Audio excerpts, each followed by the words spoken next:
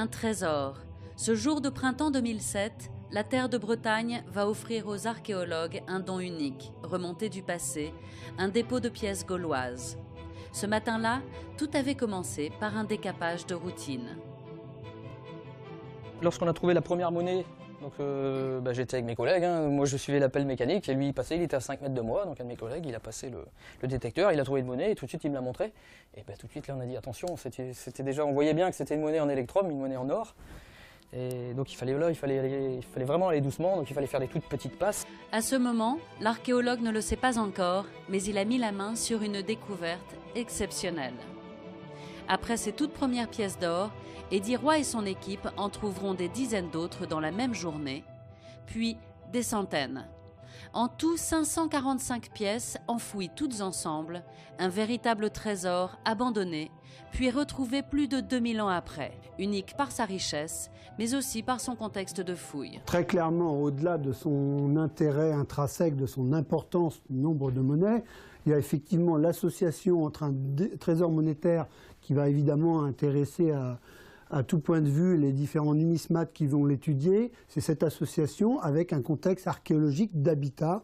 On est en présence d'un habitat gaulois et on a vraiment une association entre un trésor monétaire et un habitat. Et ça, c'est quelque chose au niveau bien au-delà de la région, au niveau interrégional, voire national, d'extrêmement rare, voire d'unique. Le trésor monétaire a été trouvé au niveau de cet impact ici, en bleu là. L'enclos gaulois, il a perduré jusqu'au milieu du 1er siècle avant Jésus-Christ. Et l'enclos gallo-romain s'est substitué à l'enclos gaulois à la même période, à la moitié du 1er siècle avant Jésus-Christ. Et dans l'enclos gaulois, on est situé sur un bâtiment. C'est donc sur les vestiges d'une ferme gallo-romaine qu'a été découvert le dépôt. Des pièces gauloises, plus précisément des statères de plus de 6 grammes et des quarts de statères, le tout en électrum, un alliage d'or, d'argent et de cuivre. Une découverte unique par la quantité, mais aussi par la qualité. On a dans ce dépôt des monnaies qui étaient connues à très peu d'exemplaires actuellement, à 6 exemplaires connus dans des collections publiques. Et il y en a, semble-t-il, là plusieurs dizaines dans ce dépôt. Ces monnaies si rares appartiennent au type de Carantec.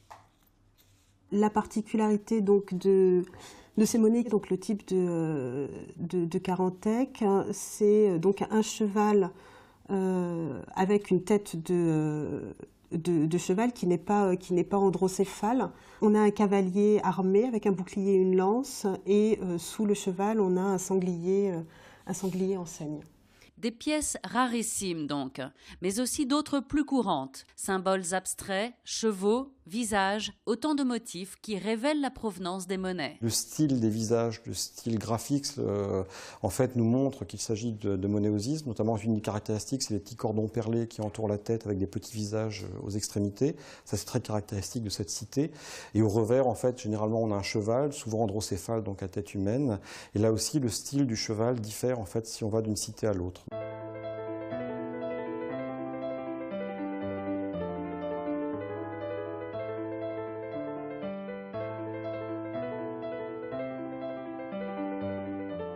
Ce trésor est le plus important dépôt monétaire de la cité des Osismes, un peuple gaulois de Bretagne méconnu malgré sa puissance. Les Osismes sont une cité intéressante puisque c'est, en fait, le nom même, d'après les linguistes, veut dire les habitants du bout du monde.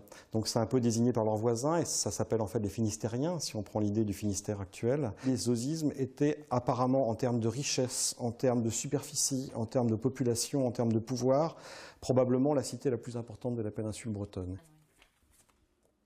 Une découverte de cette importance apporte un nouvel éclairage sur le mode de vie de ce peuple et des hypothèses supplémentaires sur le site. Il y a quand même la surface de l'enclos funéraire et le trésor monétaire. Ça commence à faire beaucoup de choses.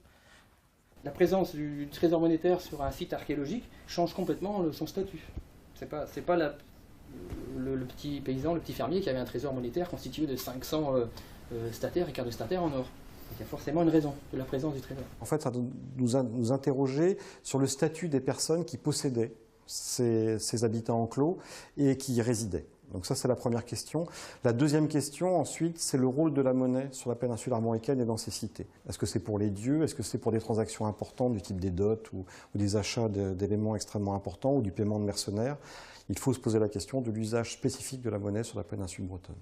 La composition du trésor, la nature des monnaies, est-ce qu'elles ont circulé, peu circulé, vont nous apporter quantité d'informations, là encore, sur la circulation d'espèces monétaires à une période importante, hein, puisqu'on est à la fin de l'âge du fer et proche de la période charnière, en fait, avant la conquête romaine. Donc on a réellement un apport scientifique très important. C'est au cours des recherches dans les mois à venir que les 545 pièces d'or vont livrer leurs secrets.